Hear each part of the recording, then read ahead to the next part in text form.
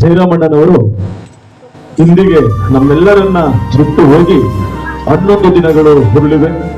ಇನ್ನು ಮೇಲೆ ಅವರು ನಮಗೆ ಕೇವಲ ನೆನಪಾಗಿ ಉಳಿಯುವಂತ ಸಂದರ್ಭ ಈ ಕ್ಷಣಗಳು.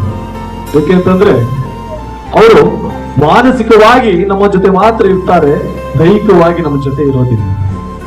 ನಮ್ಮ ಜಯರಾಮಣ್ಣನವರನ್ನ ನೆನೆಯೋದಾದ್ರೆ ಅವರು ಮಾತಾಡ್ತಿದ್ದಂತಹ ವಾಕ್ಚಾತುರ್ಯ, ಎಲ್ಲರನ್ನು ಗೌರವದಿಂದ ನೋಡ್ತಿದ್ದಂತಹ ಆ ಗುಣ ನಾವೆಲ್ಲರೂ ಕೂಡ ಮೆಚ್ಚುವಂಥದ್ದು ಹಾಗೂ ಅಳವಡಿಸಿಕೊಳ್ಳುವಂಥದ್ದು.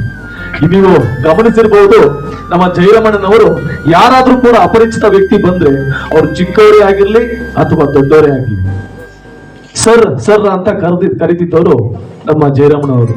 ಇದು ಉತ್ಪ್ರೇಕ್ಷೆ ಮಾತಲ್ಲ, ನಾನು ಕಂಡ ಮಟ್ಟಿಗೆ ಎಲ್ಲರನ್ನೂ ಕೂಡ ಸರ್ ಅಂತ ನಮ್ಮ ಜಯರಾಮಣ್ಣನವರು ಕರಿತಿದ್ರು. ಊರಿನ ಯಜಮಾನರಾಗಿ ಎಲ್ಲರಿಗೂ ಕೂಡ ಮಾರ್ಗದರ್ಶಕರಾಗಿ ನಮ್ಮೆಲ್ಲರಿಗೂ ಕೂಡ ಹಲವಾರು ಕಷ್ಟದ ಸಮಯಗಳಲ್ಲಿ ನಮಗೆಲ್ಲ ನ್ಯಾಯವನ್ನ ದೊರಕಿಸಿದಂತವರು ನಮ್ಮ ಜಯರಾಮಣ್ಣನವರು. ಯಜಮಾನರಾಗಿ ನಮ್ಮ ಲಕ್ಷ್ಮೀ ಸಾಗರಕ್ಕೆ ಕೀರ್ತಿ ತಂದಂತವರು ನಮ್ಮ ಜಯರಾಮಣ್ಣನವರು. ಅವರ ಅಗಲಿಕೆ ಕೇವಲ ಈ ಕುಟುಂಬದ ವರ್ಗಕ್ಕೆ ಹಾಗೂ ಅವರ ಪೈಕಿಗೆ ಸಂಬಂಧಪಟ್ಟಿದ್ದಲ್ಲ, ಇಡೀ ಗ್ರಾಮಕ್ಕೆ ತುಂಬಲಾರದ ನಷ್ಟ ನಮ್ಮ ಜಯರಾಮಣ್ಣನವರ ಸಾವು. ಅವರ ಅಗಲಿಕೆ ನೋವು ಇಡೀ ಕುಟುಂಬಕ್ಕೆ ಅಂತ ಹೇಳಿದ್ರೆ ತಪ್ಪಾಗಲ್ಲ.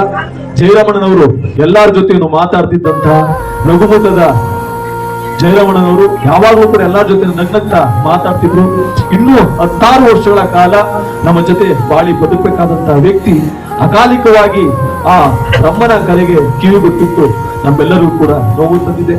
ಅವರ ಮನೆಗೆ, ಅವರ ಕುಟುಂಬಕ್ಕೆ ಯಾವಾಗಲೂ ಆ ಭಗವಂತ ನೆಮ್ಮದಿ ಕೊಟ್ಟು ಅವರನ್ನ ಕಳೆದುಕೊಂಡಂತಹ ನೋವನ್ನ ಆ ಭಗವಂತ ಕರುಣಿಸ್ತಿ, ಅವರಿಗೆ ನೆಮ್ಮದಿ ಮತ್ತು ಶಾಂತಿಯನ್ನು ಕರುಣಿಸ್ತಿ ಅಂತ ಭಗವಂತನಲ್ಲಿ ನಾವೆಲ್ಲರೂ ಕೂಡ ಪ್ರಾರ್ಥನೆ ಮಾಡ್ಕೊಳ್ತಾ, ಹಿರಿಯರಾಗಿ ನಮ್ಮ ಜೊತೆ ಇದ್ದಂತ ಜಯರಾಮಣ್ಣನವರು ನಮ್ಮೆಲ್ಲರ ಬಾಳಿಗೆ ಬೆಳಕಾಗಿ, ನಮ್ಮೆಲ್ಲರಿಗೂ ಮಾರ್ಗದರ್ಶಕರಾಗಿ, ನಮ್ಮೆಲ್ಲರಿಗೂ ಹಿತಚಿಂತಕರಾಗಿ ಜೊತೆಗಿದ್ದಂತವರು ಇವತ್ತು ನಮ್ಮೆಲ್ಲರನ್ನ ಬಿಟ್ಟು ಹೋಗಿದ್ದಾರೆ.